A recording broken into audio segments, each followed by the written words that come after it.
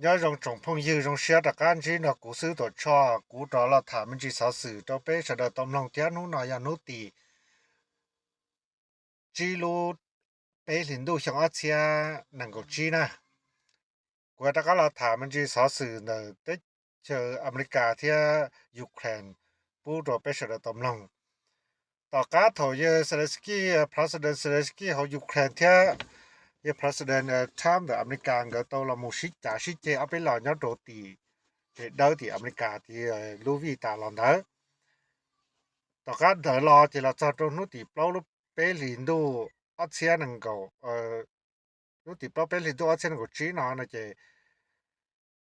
要他讲的เซเลนสกี้ในยูเครนตัวตลอดถาเลยนะถ้าเตียตาชินะยูเครนเจ้าเชียอยู่ละมูลทออเมริกาเนาะเจรจาที่อัวก็จะจอดเขายูเครนรัสเซียเนาะก็เตียใช้บริษัทเตาเทียนะที่ก็รองเก้าที่ก็เตียใช้นะเทียนึงเราถาที่ยูเครนเนาะอยู่อ้อหลืนเจ้าcho thời cho tụ thời cho thì ở tới khởi mua ra tới khởi thì nó ua có mua sảnที่ภาพเลยmua peace เนาะต่อยูเครนซิเรียดานทามเนาะนะเจนเยเซเลสกี้ก็ตลอดถาเดียขอนุอีเกอต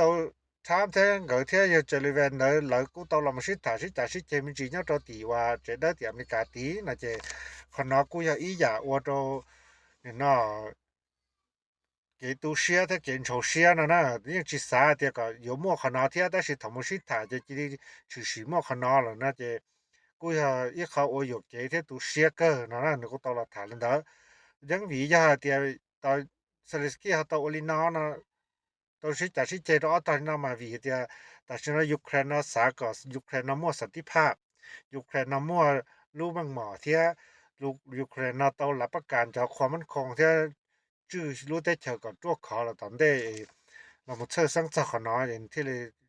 ถือสิตอเสียหายจะถือสิมั่วขนาดเทียนะ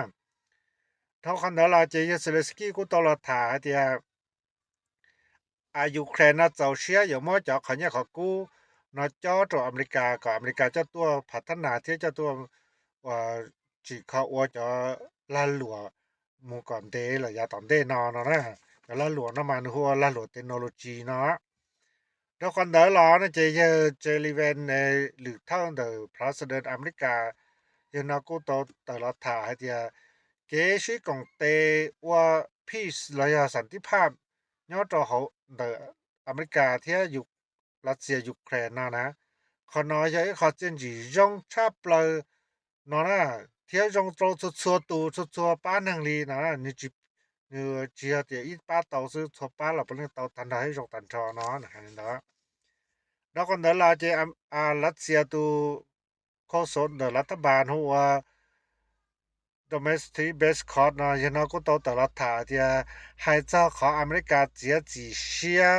เจียเก็บป้ายูเครนแล้วเลยเขาน้อยใช้ขอรงชับเปล่าที่นะอย่าอีรู้เขาเก๋ว่ารงเตี้ยเลยว่าเนี่ยนะอยู่ป้าอัวตรงกับยูเครนนะมั่ว peace นะที่มั่วสันติภาพเลยมั่ว peace เนี่ยตรงยูเครนนะอีเจ้าเขาเก๋รงชับเปล่านะถ้าคนเดรอเจนะมอนุติเปล่าเดรอเจถามตอมให้รู้เนี่ยตอเขาสภาเนี่ยตอติมาอเมริกาเจถามก็ตอลำให้เจ้าเขาเนี่ยตอยูเครนนะจะถามก็ให้เตียยาอเมริกาตอจะเขาเนี่ยเขากู้ลอนเดยูเครนยูเครนนะเจ้าเสียหมดเจ้าตออเมริกานะเจเขาน้อยอย่าอีเขารับประกันโดยูเครนกับยูเครนนะหมดความมั่นคงเทียยูเครนนะนึจงเทียย้อนเดหมดตอนเดก็เตอก็ขอหมดตอนเดเทียจงชับเปล่าเลยล่ะนะเจ้าขอที่อเมริกานะมุญยอตอเขาเลยเจยิ่งจุมัวตื่อตะกาตัวยูเครนล่ะพยาอเมริกาจีนยอเขาเจหรือตัวยูเครนเตาต้องขออเมริกายอเขาท้องจะเขียวยูเครนล่ะเนี่ยเจตัวยูเครนจะจุตัวอเมริกาเที่ตัวและยูเครนนะขนาดที่ใช้เลยเนาะกูเจ้าละขนาดเจ้าละถากเทียเป้คำบัญชีเลยเนาะเสื้อนี่หลอนะเจป้าเนี่ยเต้าเตะกูเที่ยเนี่ยรู้จื้อกูจอจะสื่อเชียเนี่ยที่จะเจ้าเต้าที่หนอกูถามดูอยู่นะเอาจนเดา